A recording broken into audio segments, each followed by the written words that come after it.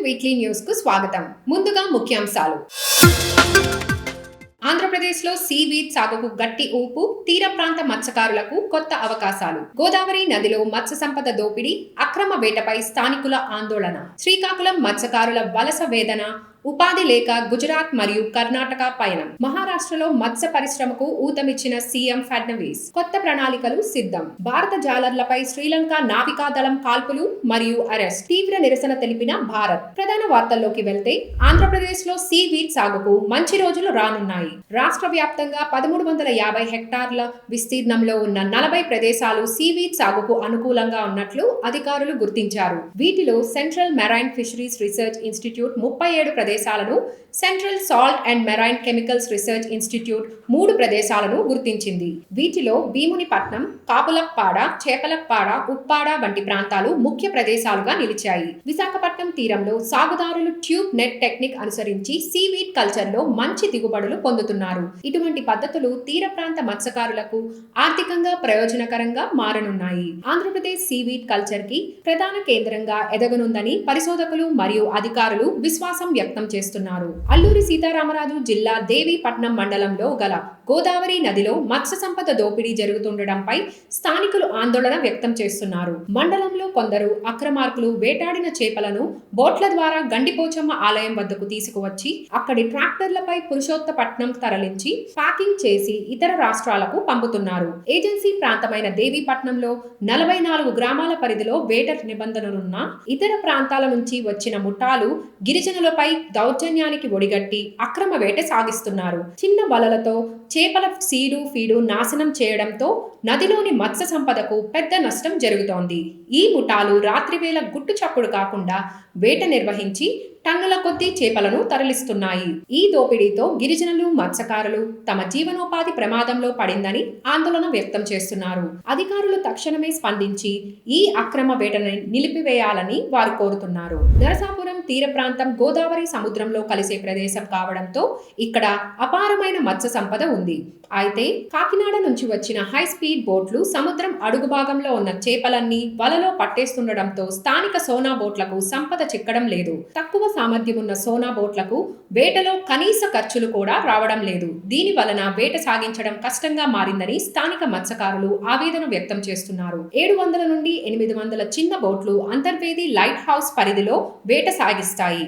ఈ ప్రాంతం ఇప్పుడు హై స్పీడ్ బోట్ల కారణంగా సమస్యలతో కొట్టుమిట్టాడుతోంది.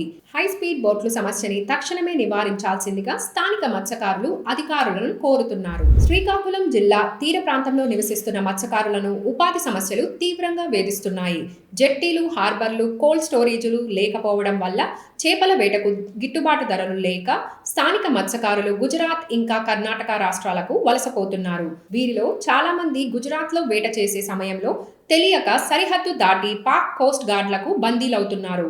మత్స్యకారులు తమ కుటుంబాలకు ఏడాదిలో 9 నెలల పాటు దూరంగా ఉండాల్సి వస్తోంది.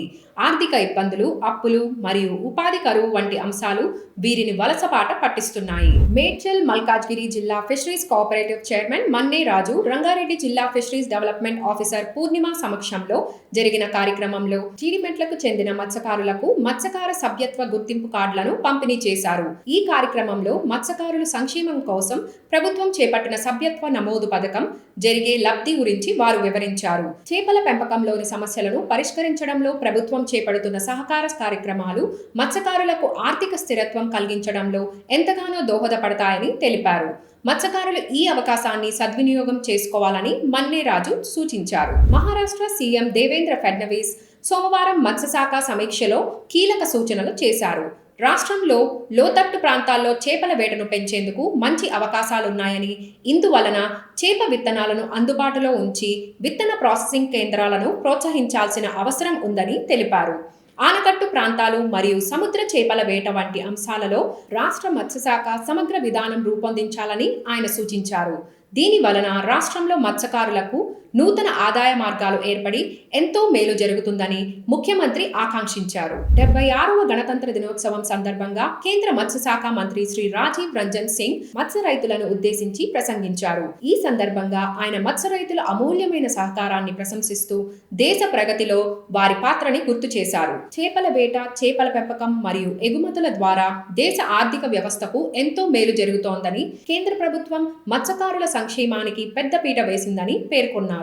మత్స్యరంగం మరింత శక్తివంతం అవడానికి ప్రభుత్వ పథకాలు మరియు ప్రోత్సాహకాలు ఎల్లప్పుడూ అందుబాటులో ఉంటాయని ముగించారు సింగ్. భారత ప్రభుత్వ మత్స్యశాఖ కార్యదర్శి డాక్టర్ అభిలాష్ లికి తమిళనాడులోని నీలగిరి జిల్లాలోని అవలాంచెస్ ప్రాంతంలో మత్స్యకారులతో ముఖాముఖి సంభాషణ జరిపారు. ఈ సందర్భంగా ఆయన ఈ ప్రాంతంలో కోల్డ్ వాటర్ ఫిషరీస్ ను అభివృద్ధి చేసే అంశంపై వివిధ సూచనలు చేశారు. కోల్డ్ వాటర్ ఫిషింగ్ అభివృద్ధికి అవసరమైన ప్రణాళికలు, పథకాలు, వనరులు, వినియోగం తదితర విషయాలపై మత్స్యకారులకి ఆయన అవగాహన కల్పించారు. MPEDA chairman Shri DV Swamy, director doctor M Karthikeyan, కార్యదర్శి పి అనిల్ కుమార్ మరియు ముంబై ప్రాంతీయ విభాగం deputy director TR Gibin Kumar Mumbai వెర్సోవాలోని ICAR central institute of fisheries education ను సందర్శించారు. ఈ సందర్శనలో వారు సిఐఎఫ్ఈలోని ఆక్వాటిక్ మ్యూజియం సహా వివిధ భవనాలను పరిశీలించారు. అదేవిధంగా ఎంపెడా మరియు ఐకార్ సిఐఎఫ్ఈ మధ్య నూతన అవగాహన ఒప్పందంపై చర్చించేందుకు director cum vice chancellor doctor Ravishankar CN మరియు ఇతర శాస్త్రవేత్తలతో సమావేశమయ్యారు.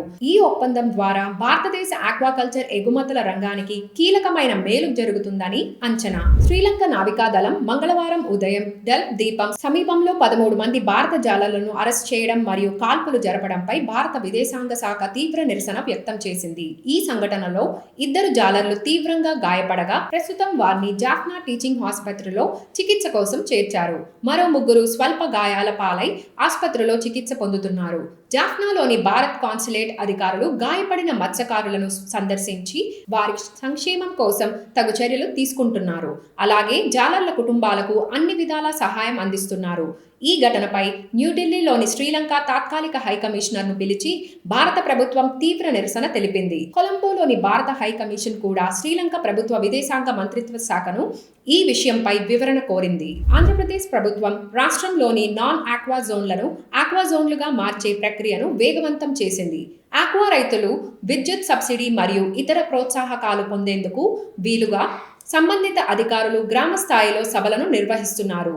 ఈ గ్రామ సభల నివేదికలను ఫిబ్రవరి 15కి ముందుగా జిల్లా కలెక్టర్లకు పంపనున్నారు. అనంతరం రాష్ట్ర ప్రభుత్వానికి నివేదికలు సమర్పించి అధికారిక ఆమోద ప్రక్రియను పూర్తి చేయనున్నారు. ప్రస్తుతం కాకినాడ, ఏలూరు, బిఆర్ అంబేద్కర్, కోనసీమ, తూర్పు మరియు పశ్చిమ గోదావరి జిల్లాల్లో 2,15,000 ఎకరాల్లో ఆక్వా చెరువులు విస్తరించి ఉన్నాయి.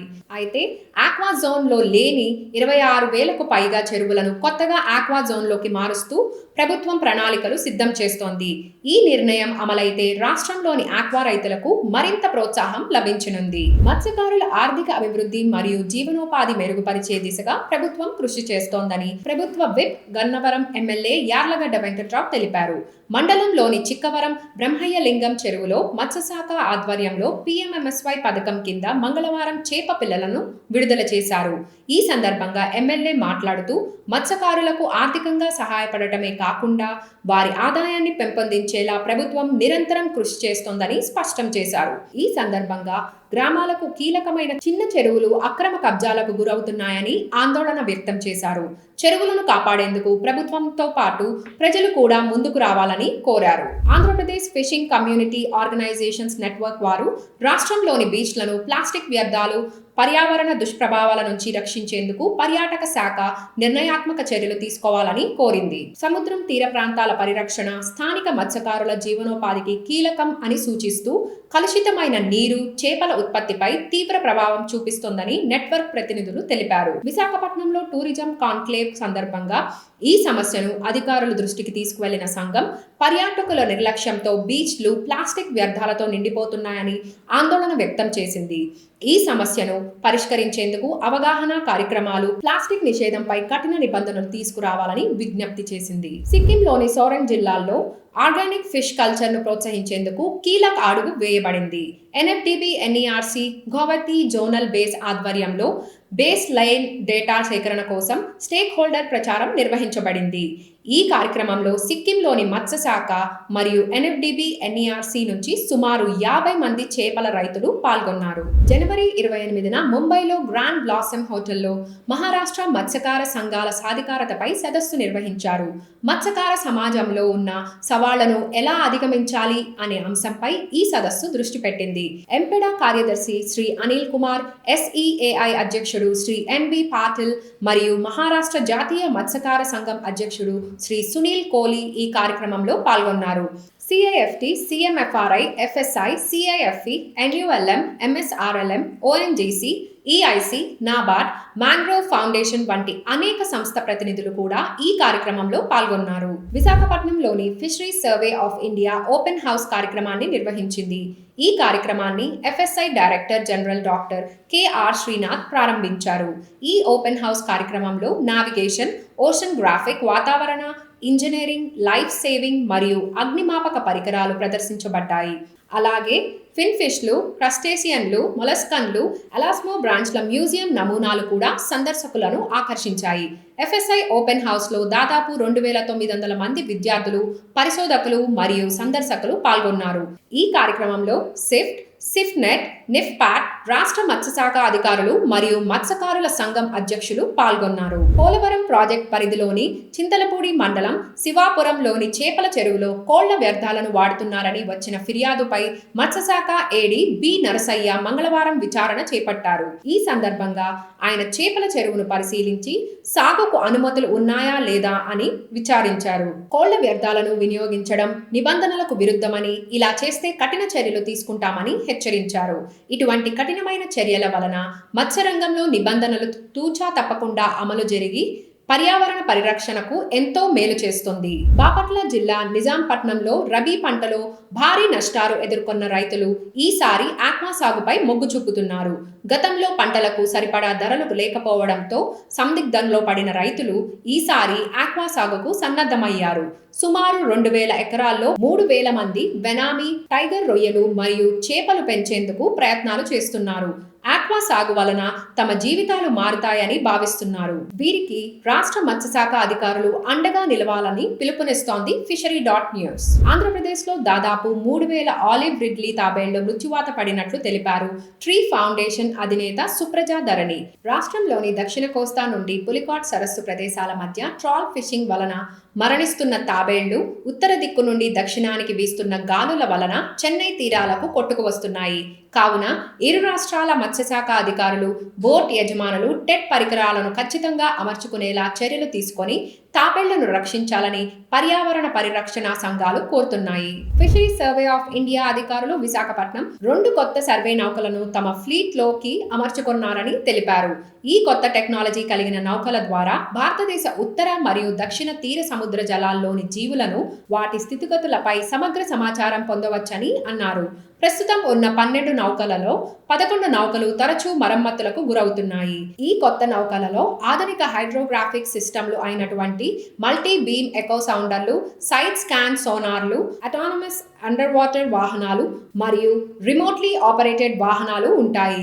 వీటి ద్వారా మ్యాపింగ్ మరియు డేటా కలెక్షన్ ఎంతో సులభతరం అవుతుంది. FN వీక్లీ న్యూస్ ఇంతటితో సమాప్తం. మరిన్ని అప్డేట్స్ కోసం fishery.news ఫాలో అవ్వండి.